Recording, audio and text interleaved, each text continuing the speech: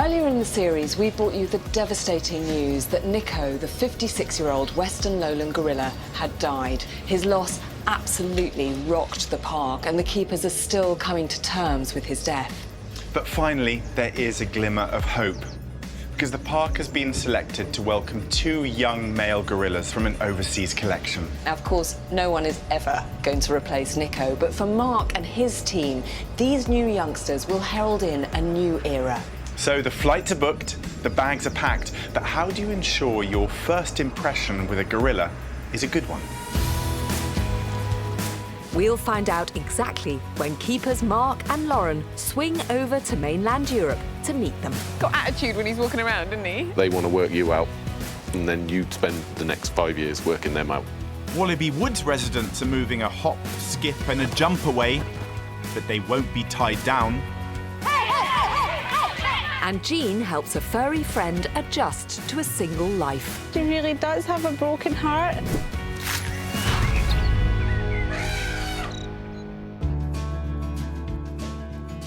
Team manager Mark is responsible for the park's gorilla colony, which is currently home to 3 brothers. We've got Keisho, who's sort of 18. He's the dominant male of the group, and he's the biggest, and he's the silverback. Alfie, 14, Evindi, 11. The 3 brothers get on exceptionally well. In the animal world, this is known as a bachelor group. So a bachelor group is just taking all the males that can't remain within a family unit, which is a natural process that would happen in the wild. They would get to a certain sort of teenage age and would be unceremoniously kicked out of their family group by the dominant silverback. In the wild, outcast males can form a band of brothers under a ruling silverback. This is exactly what Longleat has done for gorillas in captivity. Mark has worked with gorillas for 30 years, and caring for them is like nothing else. It's a difficult thing to answer as to why I'm so passionate about gorillas.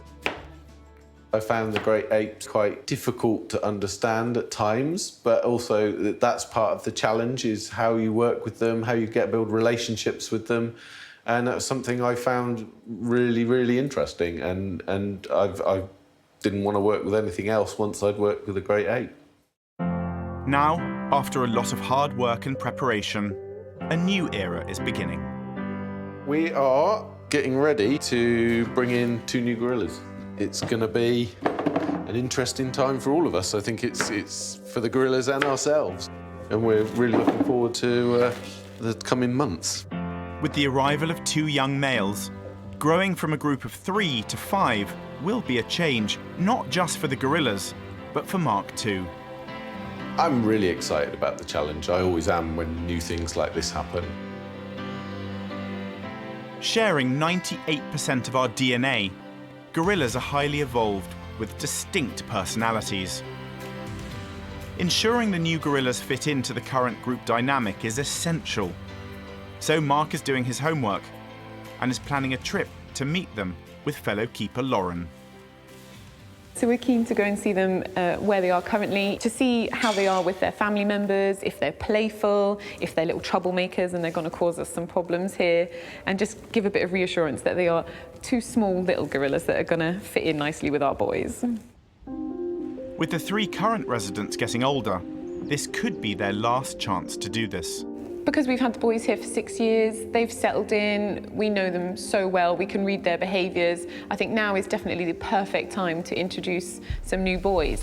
The best thing we can do for them is to give them the social interactions of another gorilla. It will inject a little spark of energy into the group, which will be nice. The 2 new boys currently live in Spain and Germany. I've never been on a trip like this before, and I'm really excited. So Mark and Lauren are heading for the continent. It's going to be a challenge, but yeah, we are really looking forward to having some new friends to look after. We'll see if they do make friends later. But now, Ben's gone to see a red-faced reminder of his most recent trip. Now, I've just returned from Nepal, where I was climbing a little mountain called Everest. And today, I've come down to catch up with Sam, who's also just returned from Nepal. And you were out there a little bit lower, Yes, but with these beautiful creatures, the red pandas. Yes, I was. I went on a little trip to Nepal, which is the native country of our red pandas here, to go and see them in the wild. So how high do they live? I didn't see any up in the ice. No, not quite that high. So about 2,000 to 4,000 metres up, so still pretty high. Really high? Yeah. And was there anything that you have kind of taken away from that experience and brought back here? I think it was amazing just to see where they live, to see how well they camouflage, because you wouldn't think that this red colour would camouflage particularly well in the tree, but it definitely does. And it's just nice to learn about conservation. It's nice to look at ways to help them and ways that we can help the animals and the people sort of work together a bit better. Hello. Who's this one over here? This is Mum up here. This is Rafina. Hello, Rafina. Would you like a piece? She probably likes some apple, actually. Some apple. We've got some Here we apple go. for her. They've all got their own Yeah, they've got their individual favourite tastes. things. Here we go. There she is, popping through the bamboo there. Oh, look at that. Well, listen, well done you for going out there. Maybe have a go at Everest next time. Maybe. Oh, look, here we go. You've got a panda on your head. Hello. Don't get that every day. Thank you so much.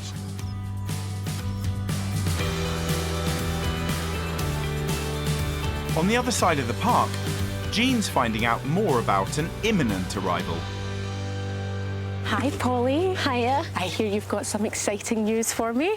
Yep, we have a giraffe calf due in the next couple of weeks. Oh, lovely. So this is Gertie, Yep, and she's pregnant. yep, she's quite heavily pregnant now. I'm going to steal all of this, are you, Gert? Give you some. Let's give you some. Standing here, can you tell that she's pregnant? Her tummy's got much bigger over the last few months, and her udder's started to develop now as well. Her behaviour's starting to change. She's maybe a little more wary, a little bit more spacey, which could all just be due to getting ready, really. And how long's the gestation? It's about 15 months. And is she a first-time mum, or has she had This will calves be before? her fourth one. Fourth, okay. She's had 3 boys in the past, so we're hoping for a girl this time. Yeah, that would be nice, because I hear there's a lot of boy giraffes being born lately. So over the last about year and a half, we've had 6 boy calves born and no girls. Oh, so it'd be lovely to get a girl, wouldn't it? It definitely would. So what are the kind of things that could go wrong with a giraffe birth? Maybe the calf's breech, so maybe coming out backwards, that would be an issue. So when she is in labour, we always make sure early on that it looks like it's the front feet that's coming out first rather than the back feet. So we can always kind of get in contact with the vets if we're concerned, so they're aware that maybe we'll need some assistance. It could be a particularly large calf, which could make it a bit difficult for her. But she, as this is her 4th one, a mildly bigger calf shouldn't be a problem for her. Good luck, Gertie. Hopefully next time I'm here there'll be a little calf running round. Fingers crossed.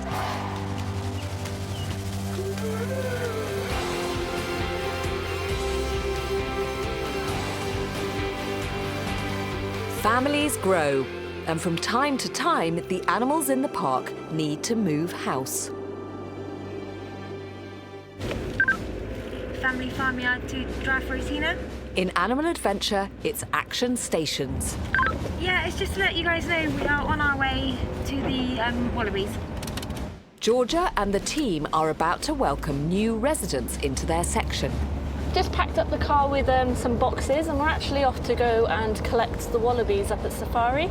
They're moving to a new enclosure today, down in our area. After more than 10 years in Wallaby Wood, the 20 residents are moving to Pastures New to live alongside 6 new wallabies who recently arrived at the park. They are extremely skittish.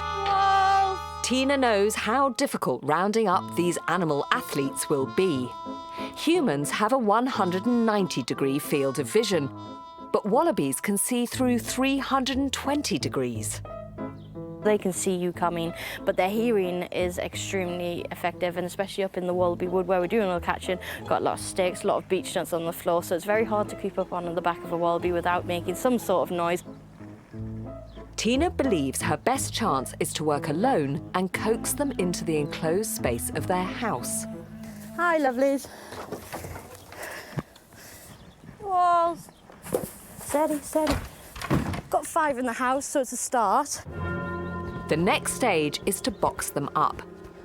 Hoofstock team manager Ryan arrives to brief the team. It's not particularly easy to catch a wallaby if it doesn't want to be caught. I can't guarantee that that it is going to be plain sailing. I know we have a fair few team members that have caught wallabies before, but there's also a few that haven't.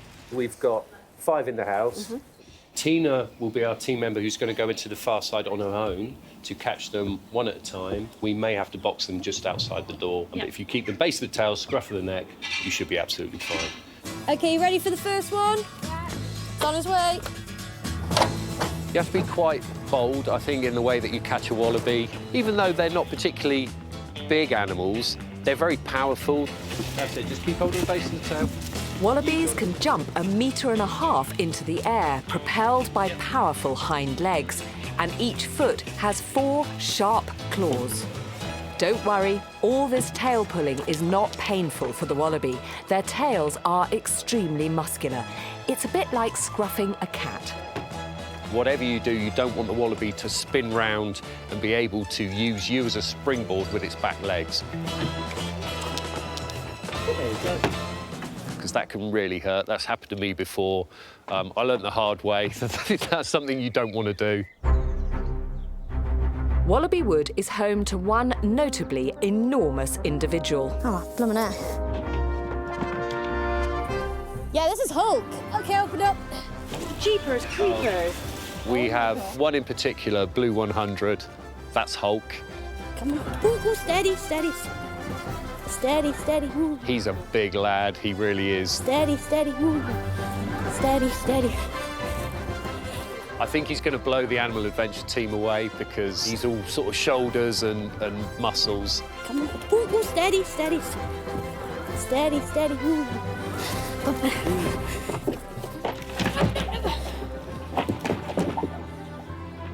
Woo! That was the big one. That's Hulk. After an hour, the first batch of 5 wallabies are ready to go, leaving the keepers exhausted.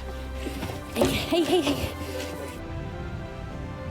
You know when you have those gym things that you have to squeeze to strengthen your hands, and then they feel wibbly wobbly? So my hands feel like holding onto that wallaby's tail. Woo! Come on, big man. Come on, Joseph. Good boy. In their new enclosure, the wallabies will be living alongside different species for the first time.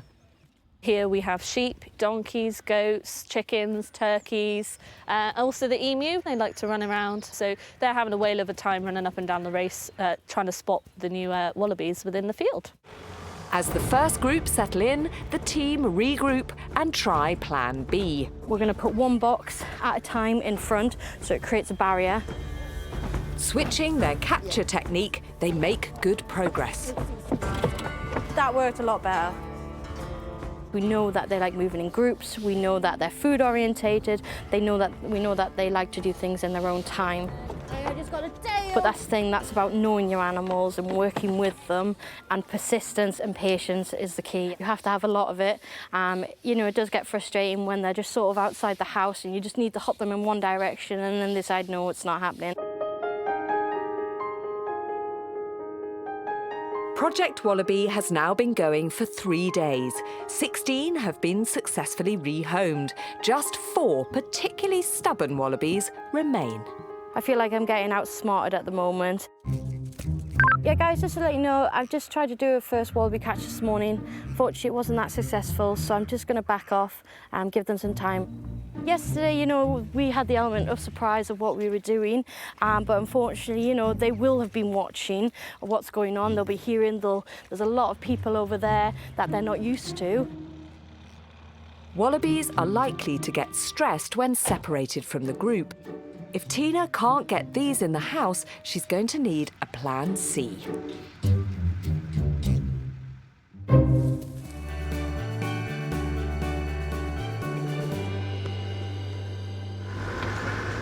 Oh, I can see them! I can see them! Go boys! We've come up to the wolf enclosure to see the 3 Canadian timber wolves, Dave, Alf and Vic, who are all looking, I have to say, Caleb, very fit and healthy indeed. Yeah, they're looking absolutely great. So is Dave still in charge, basically? Alf's probably the more dominant one with regards to the wolves, but Dave's the most confident with us. But actually, Alf's in charge of the group sort of thing. But it does fluctuate quite regularly. How does it work now that you've got effectively a bachelor group of wolves, no females in here? They get along really, really well. There's a little bit of aggression around food, but that's just how they communicate, just to sort of reiterate that pack hierarchy. But yeah, they're really good. They get along great. So what's your plan with these boys today? So the plan today is to vary their diet a little bit and to give them a sort of healthier alternative, because normally people always think of wolves as being solely carnivores, but we've actually got some fruit for them, because they will opportunistically eat anything. They're omnivores. Actually, dogs will be, as you say, quite opportunistic, won't they? Yeah, they're definitely absolutely anything they can come across, and they don't have to do as much exercise as necessarily they would do in the wild. So if we can either increase the amount of exercise or give them a healthier alternative, it works out really well for them. So what have you got in here? So we've got some mango and then some berries as well. So what's the plan? Are you going to sort of call them over? I was going to try and call them over, OK. but I think they're a little bit nervous this morning. Hello. Hello, boys. You good boys. Hello. So I think we'll just Shall we try a bit? Try and throw it out the window and see if... Shall I try a bit on the road here? What's this? What's this? Look. Try that. Oh, they're not keen on the mango. No, don't like the mango. They might like a strawberry. I'll see if he likes it, and then... I'm not sure. Caleb, your great plan to make your wolves healthier, I don't think is being embraced. No, they don't seem to like any of the fruit, which is a bit of a shame, really. It is a bit of a shame. Well, I tell you what. I don't know what they're missing. It's delicious. Well, they're saying, terribly sorry, but I'd like a burger. Yeah, I think they want the meat, I think, unfortunately. We have tried different fruits in the past, and we know they like apple. Maybe we've just gone a little bit too exotic for Canadian wolves. I think it is a bit too exotic. You're jolly ungrateful, boys. At least we've got a good breakfast.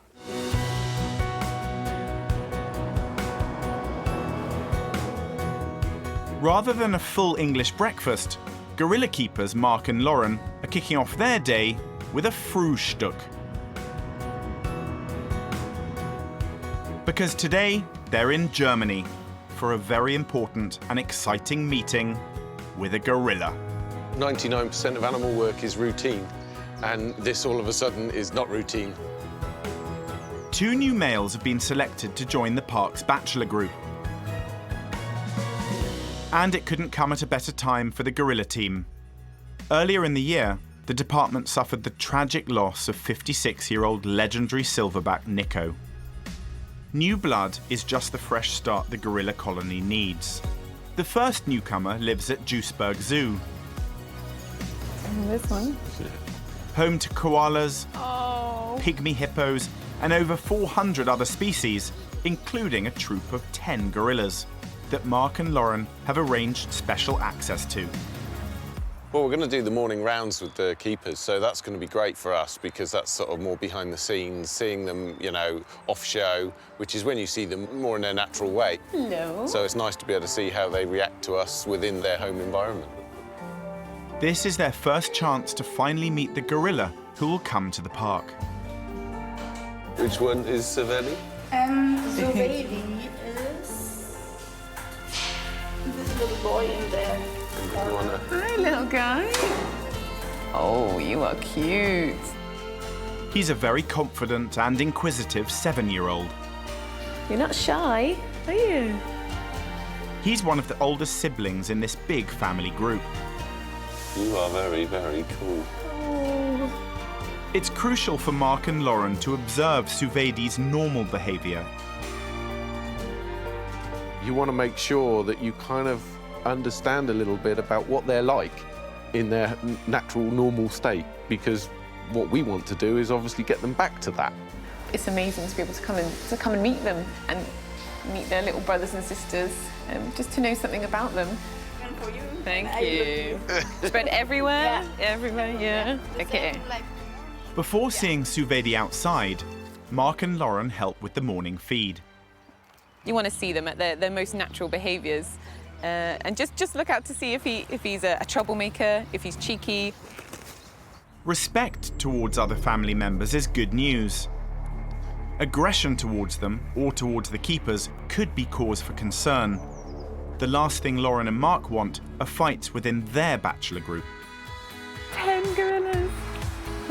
Oh, here he comes. I'm pretty sure that's him.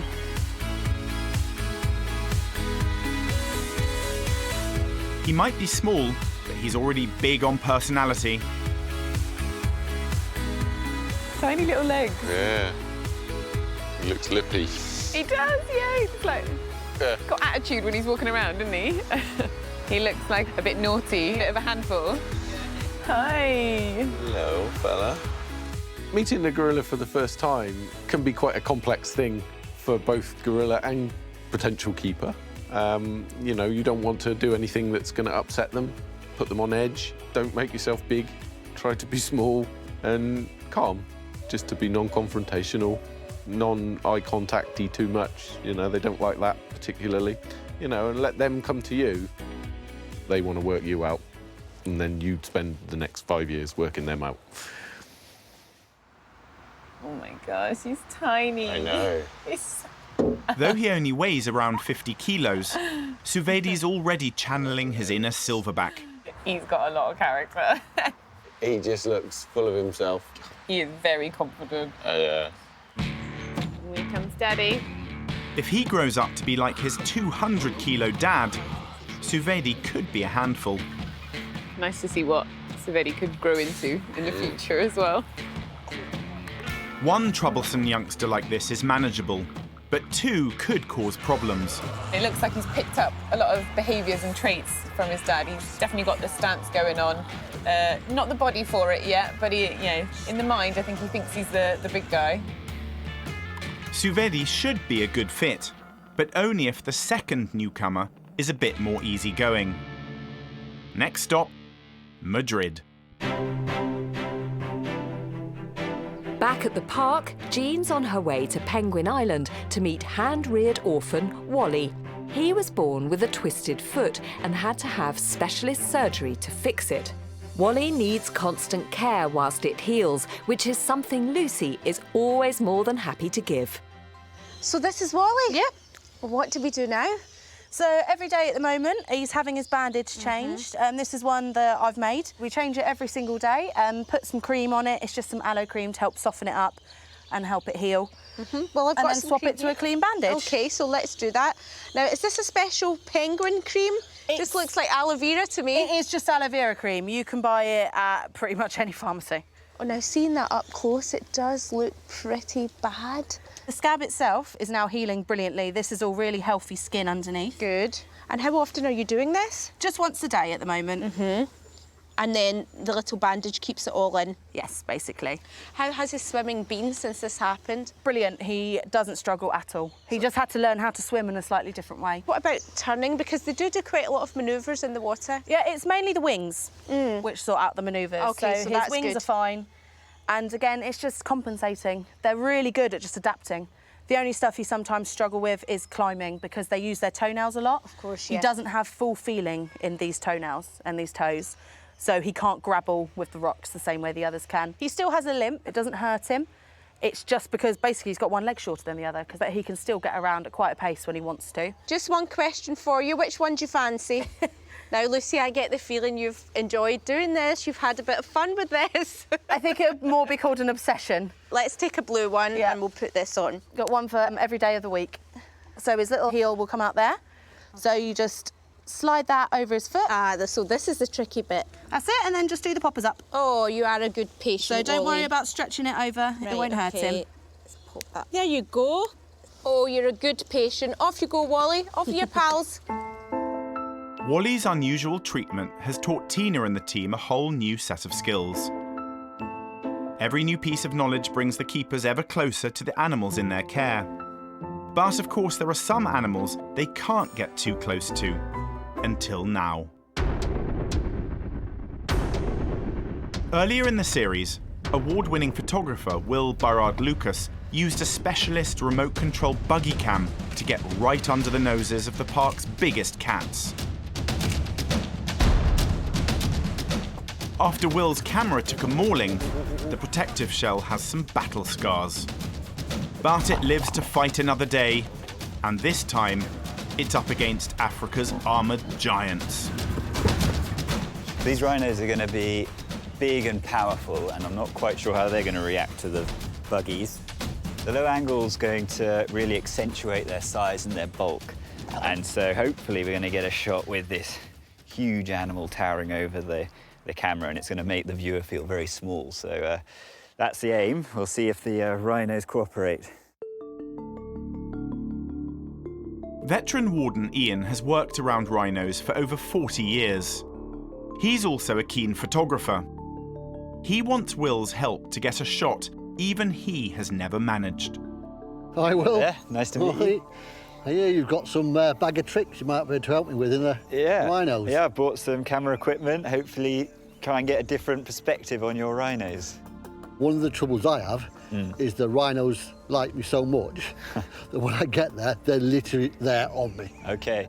Ian might have a tight bond with these horn-bearing herbivores, but if they perceive the camera as a threat, these giants will destroy it. I think the tricky bit for us is going to be is when they're in there, if anything goes wrong with your camera device and it tips over or whatever, it's in there. It's not like if we do it somewhere else, we can drive up and get it. It's in a fenced-off area. OK, so we need to be a bit careful that it doesn't get stuck. Yeah. So what is this, a 2-ton rhino versus a 8-kilogram camera? How will the camera fare this time? Rhinos have poor vision, and the slightest unexpected movement can scare them into attacking. I reckon whenever you're ready, we could try and call them over. Come on, girl. Come on in.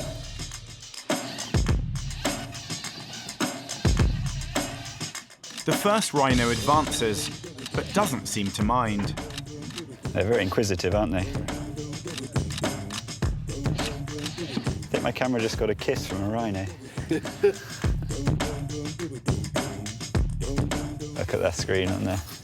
There's a crush of rhinos. That's a nice group portrait. So yeah, I'm glad we've got those under my belt, and it seems coming. Okay, wait a sec. Be careful. Be careful, you. Careful. But one thing, you're not going to bed. You're not going to bed yet. Makes a bit of noise, this one.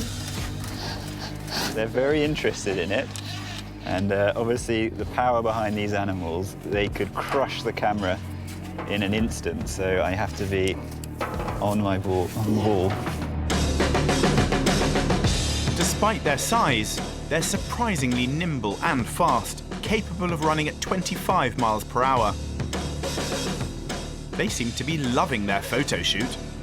You don't really think of rhinos as being playful, but these guys really are. Seem to be having fun with it.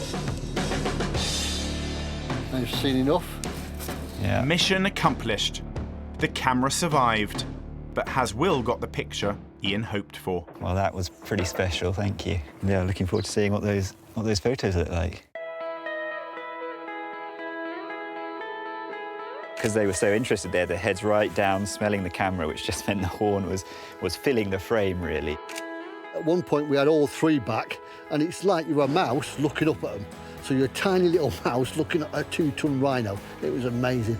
When you have such a large animal approaching your camera, it is quite an intimidating experience, but also a privilege, really, to be interacting with these creatures.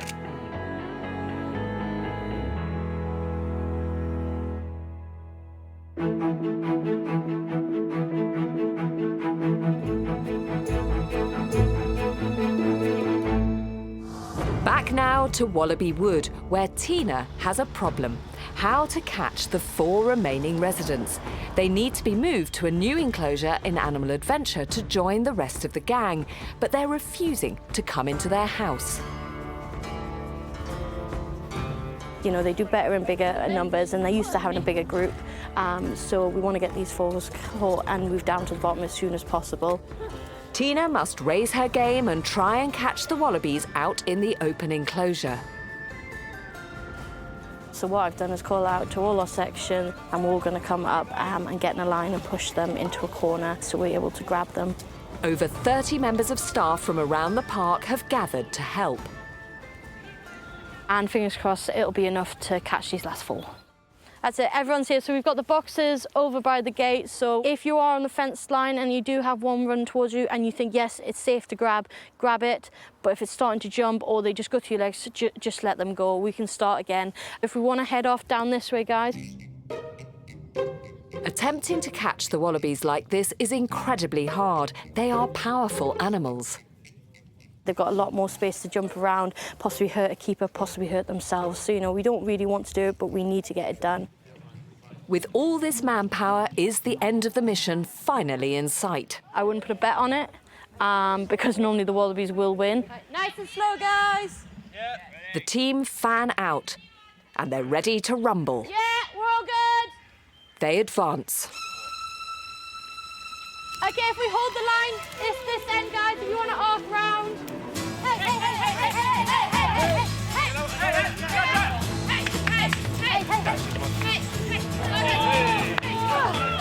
Tina makes the first catch. Got it?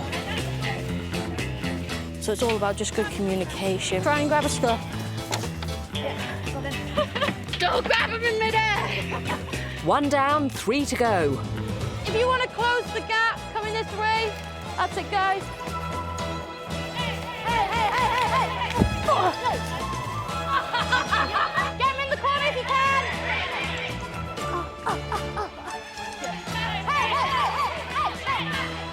But the remaining floppy-eared furries are supreme escape artists.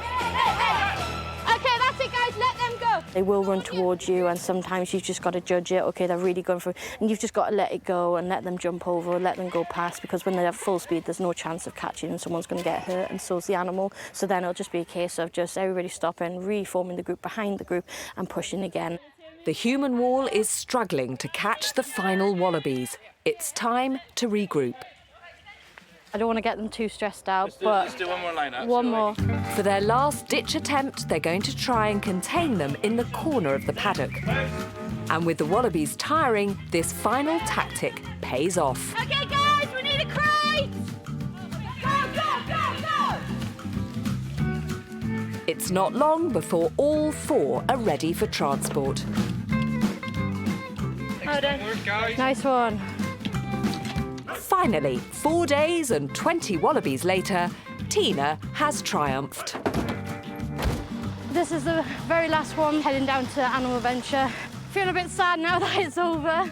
That means we've got no wallabies up here, but we'll be down, released in the next 5 minutes. So all in all, really happy that we're done and dusted and all the animals are safe. Good boy. When relationships end, it's natural to feel down in the dumps. When it happens late in life, bouncing back can be hard. A lemur lost her mate last year and is now too old to be put with a new partner. Jean has gone to check on her. Kirsty, I hear you've got a heartbroken lemur on your hands. We do indeed. We've got little Ida, who's just hidden away in a little box.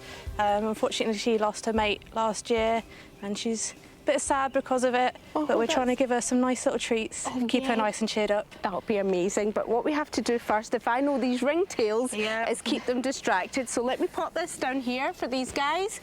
Come on, you two. Come on over. And that'll keep them busy while we put up a treat for Ida. So what have you got for her? So we've got top of a pineapple. That's got interesting. Got a bit of honey smeared on there as well, giving us something to lick on. Oh, nice. And then we've got a banana that's got some granola and some grapes sort of tucked away on the inside. So a nice little treat that you hope will cheer her up. So how has her behaviour changed since she lost Brow? So basically she's just been a little bit down. She's not been as active. Hello. So we just want to get her to move around because she's just kind of keeping herself to herself. Now, how long ago did Brow pass? Here you go, we darling. lost him last summer, so it's been probably about 8 months now. And they were a right little couple, They weren't were, they? yeah. He would sit and groom her and they'd sit together in the sunshine, have a nice sunbathe. She really does have a broken heart. So what's the plan? So we're going to hang this pineapple up so she can sort of hang off the rope and have a go. If we sprinkle some inside, it means she has to like work into the leaves. She's watching what we're doing. Let's get it hung up. Okay. So just nice little easy knot there. She's very nimble and sprightly. Look over there. Look, Ida. Look, Ida. I think she's more interested in the banana. Right. So I'm just going to pop this up here. I'll pop this hung up here. There you go, definitely more interested in the banana. Yeah, she's going straight for that. You did want to give her a treat, but you've not made it easy for her. The banana's actually held together with a little bit of willow, so it's a nice little challenge to try and get the dexterity in her fingers working. Said she is old, so getting that movement back in sort of helps against the arthritis a little bit. And helps her concentrate, keeps her mind Yeah, off the definitely. grief, Yeah. So she's got into it now and she's having a I can nice hear little her. munch. She's certainly enjoying it. But looking into the future, is it just a case of you taking extra care of her and showing an extra bit of love? Little bit, yeah. We're going to spoil her rotten as long as she's with us. They're not very common species within zoological collections, so it would be very hard for us to find a friend for her, whether it's another male or another female. So yeah, we're going to spoil her, give her loads of little treats, lots of love, basically give her what she wants. Yeah, well, she deserves it. 100%, yeah.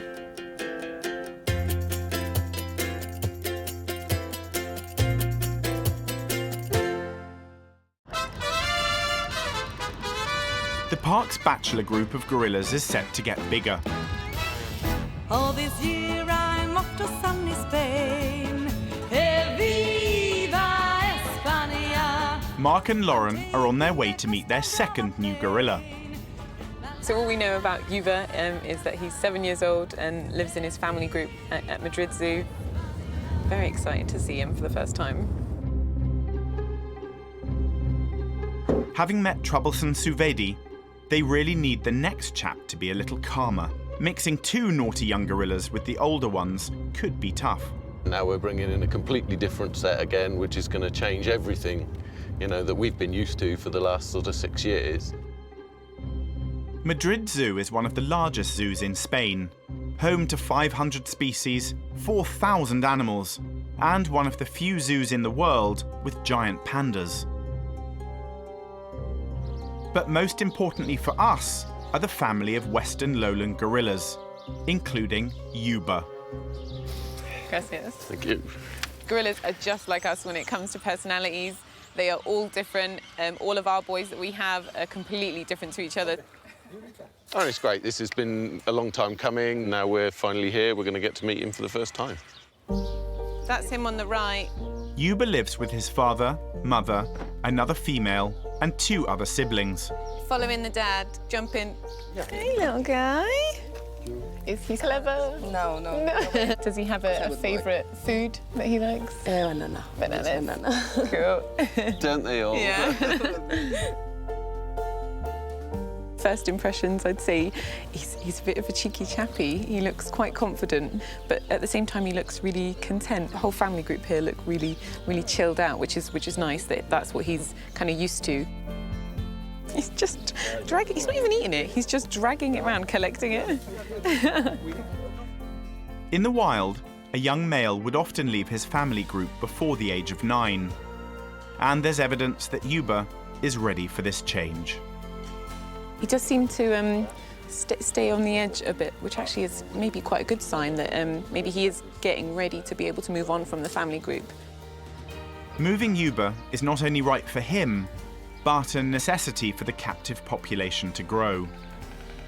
Obviously, we've got a bachelor group at the park, and it is really important that we look after these boys, and it means that by having those, that places like this can carry on breeding, because there is then room for the males to move on. Back at the park, dominant silverback Keisho is very young at heart. Mark thinks youthful Yuba would be a welcome addition. This is exactly what Keisho needs, I think. He likes play, he likes that sort of younger spirit.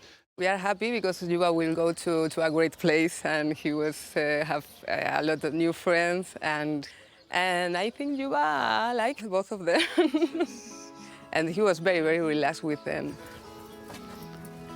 For Mark and Lauren, it's a huge relief. Oh, it's fantastic. I think it's amazing. He looks exactly as I kind of hoped he would. Young, fit, active. He's also quite calm too. He's sitting there with his family, chilled out, relaxed, eating exactly as we hoped he would be. Really reassuring, isn't it, as well, to know that maybe this is the right choice for our group as well. this major gorilla move can now begin. We definitely want them. There's nothing that we can see that would get in the way of that. So let's sort some transport and get that organised. We'll follow up on this story later in the series.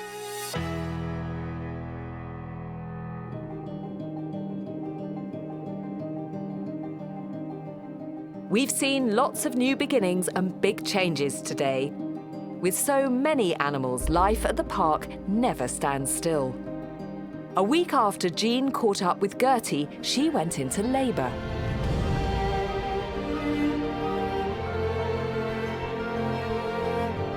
Within an hour, Gertie's baby made the 6-foot drop front feet first and was standing within 10 minutes of its arrival. Now, 2 weeks later, it's time to find out more about this newbie. Well, obviously, before we go, we had to come up here to see Ryan. Well, actually, not to see you at all. Thanks, Kate. I'm used to that. But to see the new arrival. Absolutely beautiful baby. And the most important thing, male or female? It's a female. It's a girl! Finally. Oh, Yeah, wow. that's fantastic. Yeah, because you've had, what, 5 boys? We had a run of 6 boys. 6 boys? 6 boys. So we started to lose faith in Thorn, but finally he's managed to deliver a girl for us. And there she is over there. Look at her. She is so adorable. And Gertie, the mum, doing well? Absolutely fine, yeah. She's a really good mum. Yeah, yeah, and feeding and everything, all those things that have caused you so much worry in the past. Everything is perfect so far. So it's a perfect baby. Yeah. And this is sort of particularly kind of important and I suppose poignant in a way, because am I right in thinking that there is now an international stop on breeding Rothschild's giraffe because it has been such a successful programme? Yeah, you're right, Kate. All Rothschild giraffe need to just hang the hat up for a little while, maybe a year or 2, hopefully, before we get going again. But to sign off with the girls, just, you know, a dream for us. And of course, that's keepers like yourself who've had such a successful programme for 50 years now. Yeah, I suppose we're a victim of our own success. Does she have a name? She does, and I'm very pleased to announce that she will be called Shelley. Shelley. Which is my eldest sister's name. Oh, you big softie. I know, How much did she pay you? She doesn't know yet. Does she not know? No. Oh, well, She Shelley, does now. Yes. Welcome to the park, Shelley. Sadly, that's all we've got time for on today's programme, but we've got lots more stories coming up on the next Animal Park. A world first for osteopath Tony, but will his healing hands fix Alfie's injured shoulder? There aren't many gorillas that you get to treat. There's mayhem in the meerkat enclosure. They're currently fighting and we really need to do something about it. It's first date nerves for 2 new tigers, but is it a match made in heaven? And it's all hands on deck for Operation Reptile. What's it doing now? She's all right, she's just snuggling.